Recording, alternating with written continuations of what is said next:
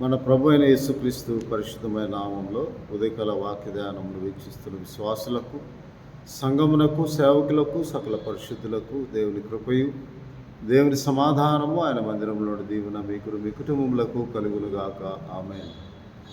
ఉదయకాల వాక్య ధ్యానము నిర్గమాకాండము 24వ అధ్యాయము 18వ వచనము. అప్పుడు మోషే ఆ మేఘములో ప్రవేశించి కొండ మీదకి ఎక్కెను. మోషే ఆ కొండ మీద రేయింబవళ్ళు 40 దినములు ఉండెను. దేవుడైన యెహోవా మోషేకు ఆజ్ఞాపించిన ప్రకారము మోషేను ఇశ్రాయేలీయుల జనాంగము కొరకు నాయకుడిగా, విమోచకుడిగా ఆయన ఏర్పాటు చేసుకుని వారిని విడిపించుటకు, నడిపించుటకు, వాగ్దాన భూమికి చేర్చుటకు మోషేను పిలిచినప్పుడు వారు ఐగుప్తు దేశం నుండి బయలుదేరిన దినం మొదలుకొని దేవునికి వ్యతిరేకంగా తిరుగుబాటు చేయొచ్చు, పాపం చేయువారై ఉన్నారని దేవుని వాక్యంలో రాయబడి ఉన్నది. అందువల్ల దేవుని వాక్యంలో 16వ అధ్యాయం నిర్గమాకాండంలో మోషే అహరోనుల మీద సరిగారు, ఎలీమునకు సినాయికి మధ్య అని రాయబడి ఉంది. 7వ వచనం 16వ అధ్యాయంలో యెహోవా మీరు సనిగిన సనుగులను ఆయన వినుచున్నాడు. మీరు ఉదయమున దేవుని మహిమ చూస్తారని ఎలాగూ మీరు ఆయన మీద సనుగుచు మీ సనుగులను యెహోవాయే వినుచుండగా మేము ఏ పాటి వారని మోషే బాధతో ఆ మాట చెప్పి ఇశ్రాయేలు సర్వ సమాజముతో యెహోవా దేవుడు ఇలాగూ అంటూ ఉన్నాడు. 28వ వచనం 16వ అధ్యాయంలో యెహోవా అందుకు మోషేతో ఇట్లను, మీరు ఎన్నాళ్ళ వరకు నా ఆజ్ఞలను, నా ధర్మశాస్త్రమును ఆలకింపక నడవనొల్లరు అని దేవుని వాక్యంలో రాయబడి ఉన్నది. యెహోవా మోషేను పిలిచి అక్కడ ప్రజలు నీళ్లు లేక 17వ అధ్యాయం మనం చదివితే నీళ్లు లేక వారు సనిగిన సనుగులను బట్టి మోషే వారికి ప్రతి విషయంలో అడ్డుగా నిలిచి ప్రార్థన చేయువాడుగా ఉన్నాడు. వారి పాపమును క్షమించమని ప్రార్థించేవాడుగా ఉన్నాడు.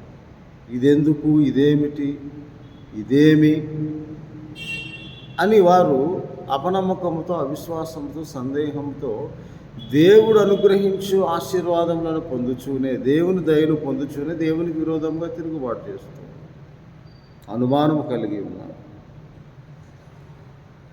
అయినప్పటికీ మోషే బలిపీఠం కట్టి యెహోవాకు ప్రార్థన చేసి యెహోవా నిస్సి అని ప్రార్థన దానికి పేరు పెట్టాడు.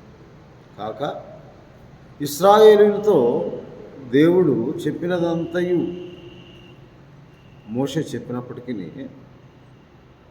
వారు దేవుని వైపు తిరగక దేవునిని శోధించుచు ఉన్న సమయంలో దేవుని ఆజ్ఞలను దేవుడు వారికి ఇవ్వటానికి మోషేను కొండ మీదకి పిలిచినప్పుడు 24వ అధ్యాయం నిబంధన రక్తంచే ప్రోక్షింపబడినప్పుడు కూడా 12వ వచనం 24 అప్పుడు యెహోవా మోషేతో నీవు కొండ ఎక్కి నా యొద్దకు వచ్చి అచ్చట ఉండుము, నీవు వారికి బోధించినట్లు నేను రాసిన ఆజ్ఞలను ధర్మశాస్త్రం రాతి పలకనిచ్చేదనగా మోషే అతని పరిచారకుడు యెహోషువాయు లేచిరి. మోషే దేవుని కొండ ఎక్కిపోయాను. మోషే కొండ మీదకి ఎక్కినప్పుడు ఆ మేఘస్తంభం కొండ కమ్మెను. యెహోవా మహిమ సీనాయి కొండ మీద. అక్కడ 40 దినములు 40 పగులు. ఆ 40 దినములు 40 పగులు దేవుని నామంలో ప్రార్థన చేశాడని కూడా దేవుని వాక్యంలో వారు తిరుగుబాటు చేసి మోషే కొండ దిగుట తడవు చేయగా 32వ అధ్యాయం నిర్గమాకాండంలో వారు తమకిష్టం వచ్చినట్లు వారు విగ్రహమును రూపొందించుకొని, ఐగుప్తు దూడను రూపొందించుకొని ఉన్నప్పుడు దేవుడు దాన్ని ముందుగానే చూసి మోషేతో 32వ అధ్యాయం 7వ వచనం కాగా యెహోవా మోషేతో నీవు దిగి వెళ్ళము, ఐగుప్తు దేశమును నీవు రప్పించిన నీ ప్రజలు చెడిపోయారు అని దేవుని వాక్యంలో రాయబడి ఉంది.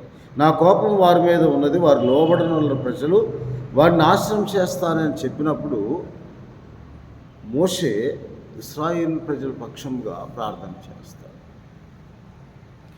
ఆ కోపాగ్ని నుండి మలుకొని నీవు ప్రజలకు కీడు చేయక దానికి సంతాపడు ప్రభువా, అని చెప్పినప్పుడు మోషే చెప్పిన మాటను మనవిని దేవుడు అంగీకరించి వీరు లోబడనొల్ల ప్రజలు ప్రభువా అని చెప్పి నేను నీ మనవి ఆలకిస్తున్నాను, వారిని నీ ప్రార్థన నీవు చేశావు కాబట్టి వారి పక్షంగా నేను వారిని క్షమిస్తున్నానని దేవుని వాక్యంలో రాయబడి ఉంది. నాకు కటాక్షం కలిగినది, నీవు చెప్పిన మాట చొప్పున నేను చేసేదనని చెప్పిన గొప్ప ప్రార్థన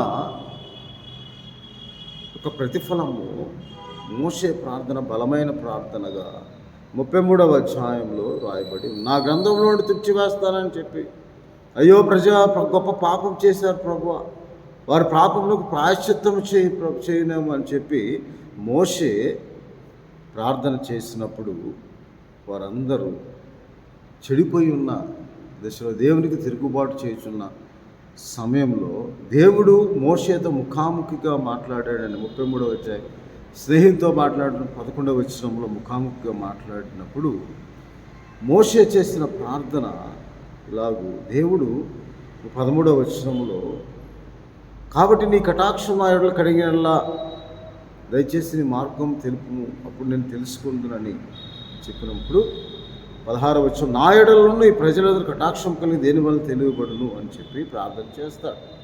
17వ వచనము 33వ అధ్యాయం నిర్గమాకాండంలో, కాబట్టి యెహోవా నీవు చెప్పిన మాట చొప్పున చేసేదను, నీ మీద కటాక్షము కలిగినది నేను అని దేవుడైన యెహోవా మోషే చెప్పిన మాట ప్రకారము చేస్తానని, నీ మాట చొప్పున వారిని క్షమిస్తానని దేవుడైన యెహోవా సర్వ సమాజం చెడిపోయినప్పుడు మోషే 40 దినములు 40 పగళ్ళు రెండవ మారు వెళ్ళి వారి కొరకు ప్రార్థన చేస్తాడు.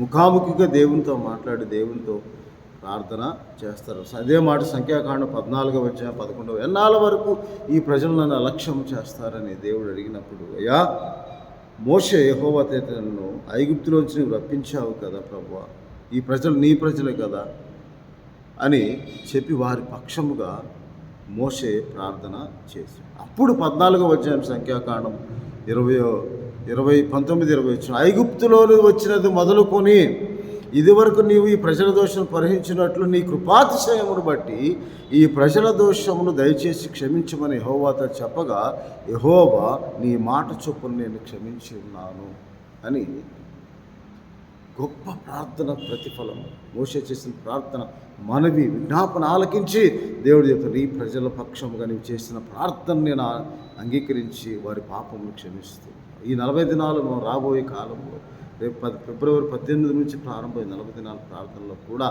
మనము మన పక్షముగా మన కుటుంబ పక్షముగా దేవునికి ప్రార్థన చేయాలి. యాజకులు మీ కొరకు ప్రార్థన చేయాలి, దేవుని సేవకులు మీ కొరకు ప్రార్థన చేయాలి. 40 దినములు మనము మన పాపములు క్షమింపబడి మన ఆత్మ రక్షింపబడినట్లు మన కుటుంబం అంతా రక్షింపబడినట్లుగా మనం ప్రార్థన చేయాలని దేవుని వాక్యంలో రాయి. మోషే చేసిన ప్రార్థన నీకు నాకు అడ్డుగా, నీ పాపములకు నా పాపములకు అడ్డుగా ఆయన సిలువలో నిలవబడి మోషే చేసిన ప్రార్థన వలన దేవుడు మోషే ప్రార్థన ఆలకించి ఎలాగూ ప్రజలను క్షమించారు. తిరుగుబాటు చేయువారుగా పాపం చేయువారుగా ఉన్న ఆ ప్రజలను ఎలాగో క్షమించాడు. యేసుక్రీస్తు ప్రభు వారు కూడా 40 దినములు ఆత్మచే అరణ్యంలో నడిపింపబడి ప్రార్థన విజ్ఞాపన చేశారు. శిలువ మీద కూడా ఆయన ప్రార్థన చేశారు. ఆఖరి క్షణంలో కూడా ఆయన ప్రార్థన చేసి, తండ్రి నీ చిత్తమైతే అనే మాటను పలికి ఆ 40 దినములు రాబోయే కాలంలో ఈ లెంట్ సీజన్లో ఈ 40 దినములు ప్రార్థనాపూర్వకంగా మన ఆత్మను రక్షించుకొని మెలకువగా ఉండి ప్రార్థించే ప్రార్థన, నిలకడగా ఉండి ప్రార్థించే ప్రార్థన, ఎడతెగక ప్రార్థన చేసే ప్రార్థన, ఆత్మను ఆర్పక ఎడతెగక ప్రార్థించే ప్రార్థన, మన కుటుంబ రక్షణ కొరకు చేయు ప్రార్థన, మన పాప క్షమాపణ కొరకు చేయు ప్రార్థన, శిలువ యాగంలో ఆయన చేసిన ఆ పుణ్యకార్యమును బట్టి అది మనందరి పాప పరిహారార్థమే, మన పాప క్షమాపణ కొరకు ఆయన చేసిన, తండ్రి వీరేం చేస్తున్నారు వీరు క్షమించమని చేసిన ఆ క్షమాపణ దేవుడు అంగీకరించి మన పాపములను క్షమించినట్లుగా యేసుక్రీస్తు ప్రభు వారు శిలువ మరణము పొందిన ఈ 40 దినములు మనం బాప్తిసం పొందటానికి, ఈ 40 దినములు ప్రార్థనాపూర్వకంగా బాప్తిసం తీసుకోవటానికి మనం